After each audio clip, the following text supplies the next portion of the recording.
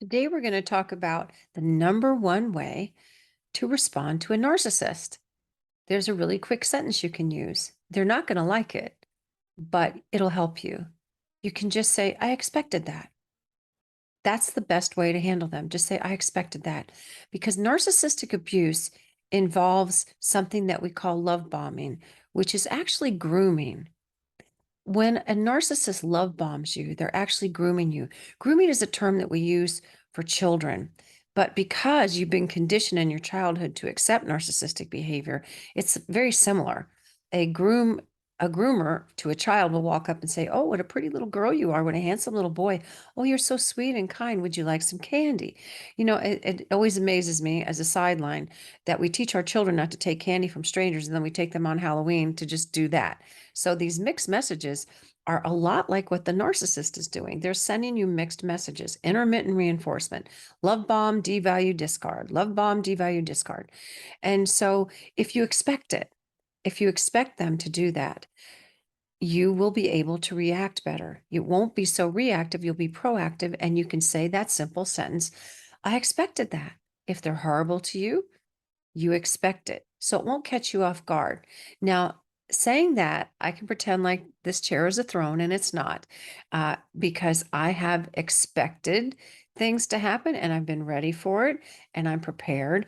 And then I don't get tripped up. However, if I'm not rested, I'm tired, I've been working too hard, I've been writing too much, I've been doing too many things for too many for too long. Sometimes I just get weary and I'm not expecting the devalue and the discard anymore, but it's usually right around the corner. So learn to expect it. And what you expect, you can just reject. You don't have to react to it. So if you expect, reject. Remember that because love bombing is a form of grooming. They want something from you. I don't know what that is in your case. You'll have to ask yourself, what does that person want from me? And sometimes you may think there's just nothing because that might be part of your self-esteem, but you may have kindness, you may have empathy because they lack it. You have what they don't have.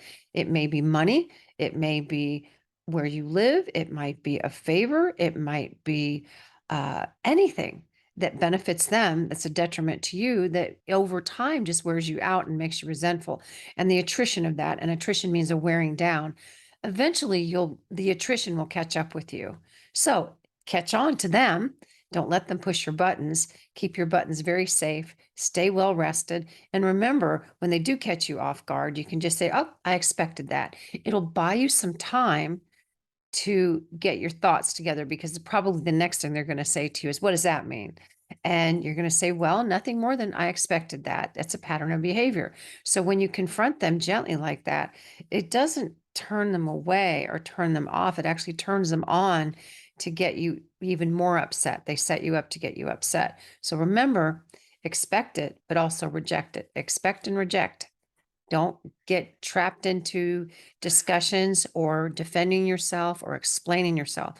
Over explaining is the enemy of most people who have been narcissistically abused. I know because I've done it myself.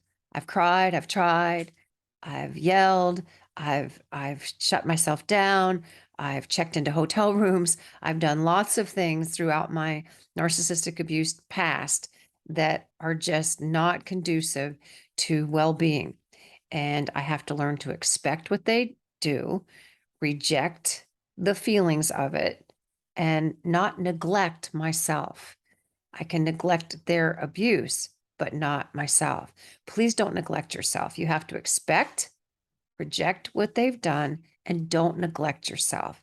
Take good care of yourself. And when you do, and you feel better, you're more powerful and able to stay connected to your inner being, your true self, and you won't let yourself get tripped up when a narcissist flips the switch. I mean, we call it flipping a switch. So the intermittent reinforcement they do of love bombing, devaluing, and discard, it's a constant cycle. And if you expect it, you can reject it so you won't neglect yourself. Have a great day.